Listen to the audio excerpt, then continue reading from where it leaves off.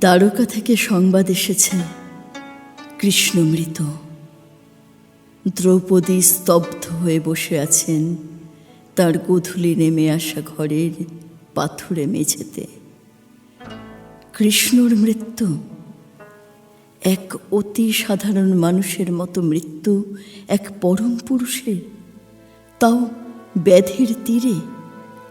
কৃষ্ণ মৃত, এই শব্দ দ্রৌপদীর শ্রবণ দিয়ে হিলহিলে বিষধর সর্পের মতো ঢুকে ভাবনা বিশ্বাসকে দংশন করে ধীরে ধীরে অবশ করে দিচ্ছে তার দেহ, মন, হৃদয়।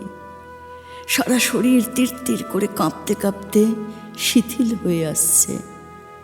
চোখের তারায় তীব্র জ্বালা, অন্ধকারের শীতলতা সেই জ্বালাকে যেন আরও বাড়িয়ে তুলছে। আজ প্রদীপ জ্বলবে না তার ঘরে, আজ আর কোনো ধুনোর গন্ধ শঙ্খের মঙ্গলধ্বনি নয়। ঈশ্বর মৃত। ঈশ্বরেরও মৃত্যু হয়। হঠাৎ এক তীব্র আর্তনাদ দ্রৌপদীর বুক চিরে, গলা ছিঁড়ে বেরিয়ে চারপাশের নেমে আসা অন্ধকারকে ছিন্ন ভিন্ন করে ঘর ছেড়ে অলিন্দ পেরিয়ে মিলিয়ে গেল রাত্রির বুকে। সেই আর্তনাদের প্রতিটি শব্দে অবিশ্বাস, ক্ষোভ, হতাশা দন্ত নখর নিয়ে ঘিরে ধরল দ্রৌপদীকে। কৃষ্ণ, তুমিও? তুমি কে? বলো তবে, তুমি কে? ঈশ্বরের তো মৃত্যু হয় না কৃষ্ণ। ঈশ্বর অমরত্বের অভিশাপ নিয়ে ঈশ্বর হন। তুমি সেখানেও আমায় ফাঁকি দিলে। প্রলাপের মতো উন্মাদ অভিশাপকে তুমি অমরত্ব দিলে আমায় নিঃস্ব করে। কেন বলো, কেন?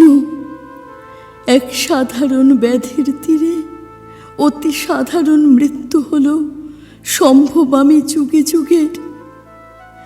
তবে তুমি কে কৃষ্ণ? তবে আমি কে? এইভাবে আমার সমস্ত অগ্নিকে মৃত ভস্য করে কি আনন্দ তোমার কেশব! এ কোন নতুন খেলা তোমার আমার জীবনের এই শেষ বেলায়? দ্রৌপদী অনুভব করলেন তার দু চোখ ছাপিয়ে জলের প্লাবন এক ভয়াল নদীর মতো নেমে আসছে, গাল ভাসিয়ে, বুক ভিজিয়ে। এতকালের জমে থাকা চোখের জল যেন ভয়ানক খরস্রোতা নদী, সেই স্রোতে ভেসে যাচ্ছে তার কুরুসভার রজস্বলা বস্ত্র, তার ধ্বংসন্মাদ শপথ, প্রতিশোধ স্পৃহা। ভেসে যাচ্ছে শত্রু, মিত্র, সন্তান আর পঞ্চপাণ্ডবের মুখ। ভেসে যাচ্ছে শত শত বৈধব্য প্রলাপ। ভেসে যাচ্ছে অতীত, বর্তমান, ভবিষ্যৎ। ভেসে যাচ্ছেন মহাকাল স্বয়ং। ভেসে যাচ্ছে সব, শুধু কৃষ্ণ ছাড়া। দ্রৌপদী অর্ধচেতনে ডাকতে লাগলেন, কৃষ্ণ,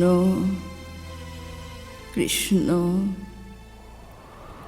জানলা দিয়ে এক ঝলক হাওয়া এলো, এক অদ্ভুত ধূসর গন্ধ নিয়ে, কস্তুরী মৃগনাভির। দ্রৌপদী নিমিলিত চোখে স্মিত হেসে বললেন, এই তো তুমি। তবে কেন সবাই বলে তুমি মৃত? এই তো তুমি, সেই নীলাভ আলো যে আমায় ডুবিয়ে নিয়েছিল কুরুসভার অপমানের উগ্র জ্বালা ভুলিয়ে দিতে। এই তো তুমি, নরম স্পর্শ হয়ে খেলে বেড়াচ্ছ আমার কপালে, এলো চুলে, বুকের আঁচলে, আমার শূন্য হাতের আঙুলে, আমার সর্বাঙ্গ জুড়ে। এই তো তুমি, আমার মেরুদণ্ড বেয়ে তিত্তির করে উঠছ জাগ্রত কুলকুণ্ডলিনী স্রোত, নীল পদ্ম হয়ে ফুটে উঠবে বলে।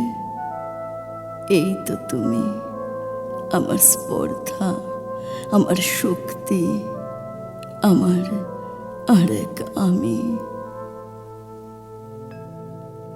কৃষ্ণা, মানুষ ঈশ্বর হতে চায়, আর ঈশ্বর হতে চান মানুষ। আমি তারই শাশ্বত উদাহরণ।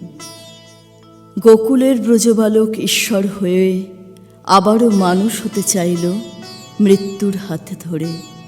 অমরত্বের সাপমুক্ত হতেই এই অভিসম্পাত শিকার। আর তুমি কৃষ্ণা, তুমি আমার প্রতিবিম্ব। তোমার স্পর্ধা, তোমার প্রতিবাদ, তোমার প্রশ্ন আর তোমার অগ্নিময় তেজ ধর্মের প্রথম শ্লোক, এ তোমার আপন অন্তর্জাত। তার জন্যে কৃষ্ণকে প্রয়োজন ছিল না তোমার, কৃষ্ণের প্রয়োজন ছিল তোমাকে।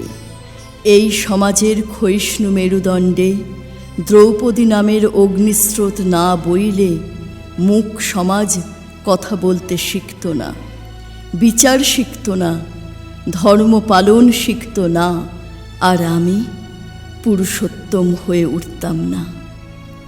যুধিষ্ঠিরের ধর্মের প্রথম উচ্চারণ ছিলে তুমি কৃষ্ণা। ভীমসেনের উদ্ধত অগ্নি ছিলে তুমি। অর্জুনের গান্ডীবের ছিলা আর পার্থসারথীর রথের চাকা ছিলে তুমি। যুগসন্ধিক্ষণে এই মহাকাব্যের অমোঘ ইস্পাত মেরুদণ্ড এক অগ্নিময়ী নারী তুমি দ্রৌপদী, আমার কৃষ্ণা, যার কাছে স্বয়ং পরম পুরুষ আনত। ওঠো যজ্ঞসেনী, তোমার নীল পদ্মের ফোঁটার সময় হয়ে এলো।